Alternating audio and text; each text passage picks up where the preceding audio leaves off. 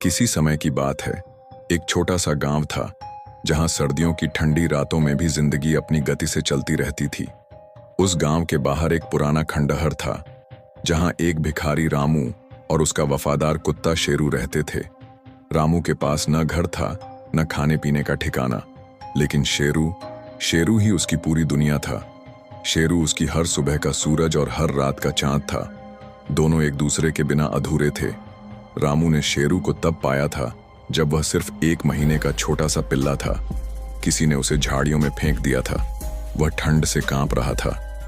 जब रामू ने उसे देखा तो उसकी हालत देखकर उसका दिल पसीज गया।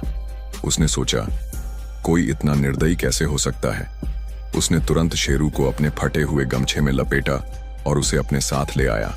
उस दिन से उनकी कहानी शुरू हुई। हर सुबह रामू गांव के चौपाल पर जाकर भीख मांगता। उसे जो भी मिलता वह आधा खुद खाता और आधा शेरू को खिलाता। शेरू हमेशा उसके साथ रहता।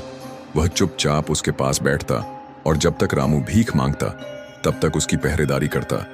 गांव वाले शेरू की वफादारी देखकर हैरान रहते। कई लोग कहते, इतना वफादार कुत्ता हमने कभी नहीं देखा। लेकिन हर कोई अच्छा नहीं होता।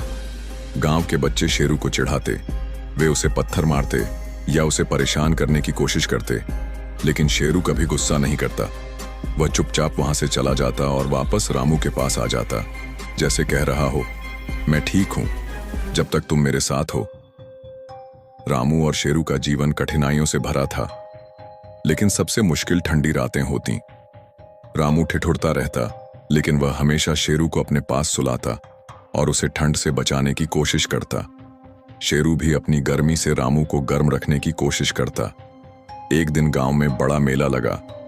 रामू ने सोचा, शायद यहां ज्यादा भीख मिल जाएगी। वह शेरू को लेकर मेले में गया। वहां हर तरफ रौनक थी। लोग हंस रहे थे, गा रहे थे और तरह तरह के खाने पीने की चीजें खरीद रहे थे। रामू एक पेड़ के नीचे बैठ गया, उम्मीद करते हुए कि कोई उसकी मदद करेगा। तभी मेले में हंगामा हो गया। एक चोर ने एक औरत का गहनों से भरा बैग चुरा लिया और भीड़ में से भागने लगा। लोग चिल्लाए, पकड़ो पकड़ो चोर को। लेकिन चोर इतना तेज भाग रहा था कि कोई उसे रोक नहीं पाया। रामू ने यह सब देखा। चोर जब रामू के पास से गुजरा तो उसने शेरू की ओर इशारा किया और कहा, शेरू जाओ। शेरू बिजली की तरह भागा। उसकी आंखें चोर पर टिकी थीं।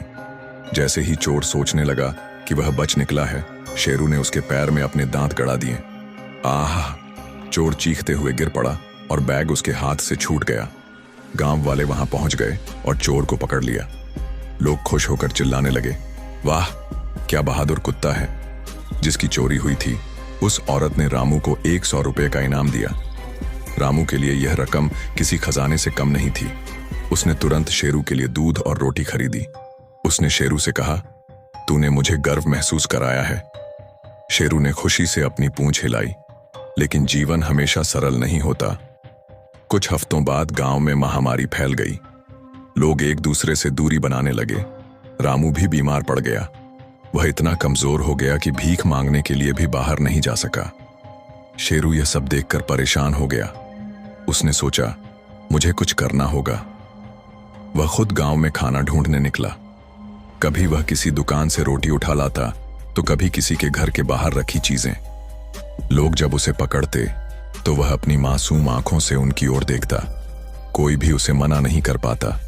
वे कहते, यह कुत्ता अपने मालिक के लिए कर रहा है, और उसे कुछ खाने को दे देते।